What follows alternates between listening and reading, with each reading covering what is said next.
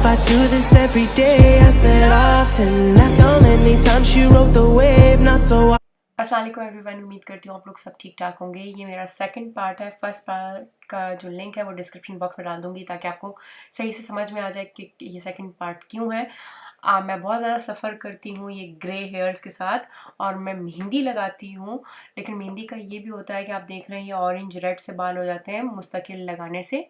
तो इनको न्यूट्रलाइज करने के लिए मैं एक डाई कलर यूज़ करती हूँ जो कि 100% डाई कलर नहीं है, जो कि आपके बालों को बहुत अच्छा रखता है, जिससे ग्रोथ नहीं होती, डैमेज नहीं हो रहे मेरे बाल।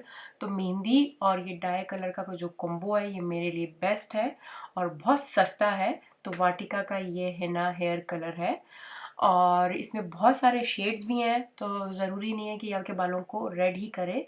मेरा जो ये शेड है ये डार्क ब्राउन है और आप लास्ट में देखेंगे कि ये कलर भी किस तरह चेंज करेगा। इसके साथ ब्रश और ग्लव्स हैं और छोटी सी गाइड भी है जो कि आपको एक्सप्लेन कर रही है कि किस तरह आपने लगाना है अगर आप फर्स्ट टाइम यूज़ कर रहे हैं। इसके एक डब्बे के अंदर 6 सैशे होते हैं, तो आप जो है अगर आगे की तरफ सिर्फ करना चाह रहे हैं तो 2 या 3 बहुत होंगे, 2 भी बहुत है। अगर आप पूरे में करना चाह रहे हैं तो पूरा डब्बा आपको यूज़ करना पड़ेगा। एक साशे की मैं आपको क्वांटिटी दिखा देती हूँ कितनी है, क्योंकि ये डब्बे के अंदर डब्बा जैसे नहीं होता, ये साशे के अंदर साशे है, एक और साशे है, तो उसके अंदर क्वांटिटी इतनी ज़्यादा नहीं है।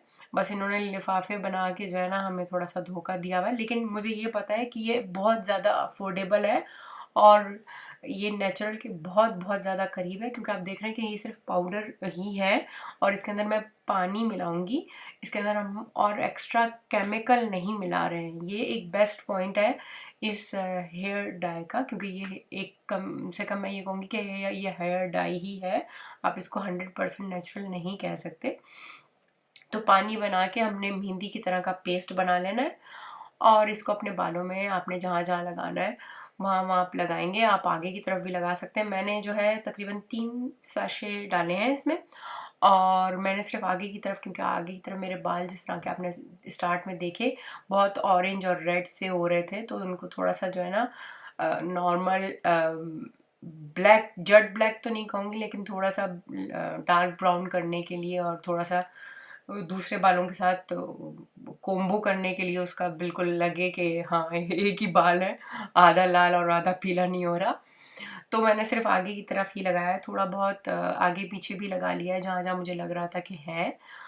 तो लगाने का तरीका कुछ इस तरह का है कि ग्लव्स तो आप ज़रूरी पहनेंगे, उन्होंने खुद भी दिए हुए हैं, लेकिन ये मैं अपने वाले इस्तेमाल करती हूँ, ये ज़रा अच्छे वाले हैं, तो वो आप धो के फिर दोबारा से बार बार इस्तेमाल कर सकते हैं। वो वाले जो हैं वो थोड़े से ऐसे हैं कि फट ही जाएंगे एक दफ़ा में, तो इसलिए मैं ये वाले इस्तेमाल कर रही हूँ, वो सेम नहीं है।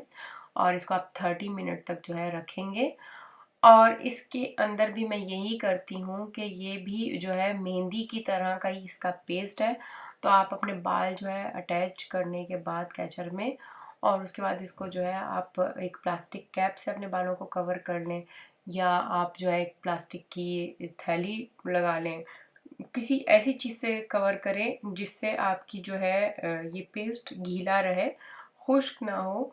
ये जब खुश्क नहीं होता और गीला ही रहता है जितना टाइम भी आप रखते हैं, उससे आपके बाल जो है सही तरीके से ड्राई होते हैं और वो लंबे अरसे तक रहते हैं। जब मेहंदी हो या इस तरह का डाई कलर हो, वो जल्दी खुश्क हो जाता है, तो फिर वो वाइट बालों को ख़ास तौर पे सही से कवर नहीं कर पाता और वो जल्दी से हट भी जाता है। तो देर पा रखने के लिए एक तरह से ये एक छोटी सी टिप है। तो आप देख सकते हैं मेरे बहुत ज़्यादा जेट ब्लैक भी नहीं हुए और जो है वो जो कलर मैं जिसको न्यूट्रलाइज करना चाह रही थी, बहुत ज़्यादा रेड और ऑरेंज सा जो हो गया था, वो बुरा सा लगता है। मैं ये चीज़ करती हूँ, मैं ये जो है तकरीबन इस तरह देखती हूँ कि वो पोजीशन जो आपने पहले देखी उस तरह की जब हो जाती है और उसके बाद मैं ये एक दफ़ा कर लेती हूँ, ये मैं रेगुलर नहीं करती हूँ। तो उम्मीद है ये वीडियो आपको पसंद आएगी, तो प्लीज़ लाइक करें और सब्सक्राइब करना नहीं भूलिएगा और शेयर करना भी आपने नहीं भूलना।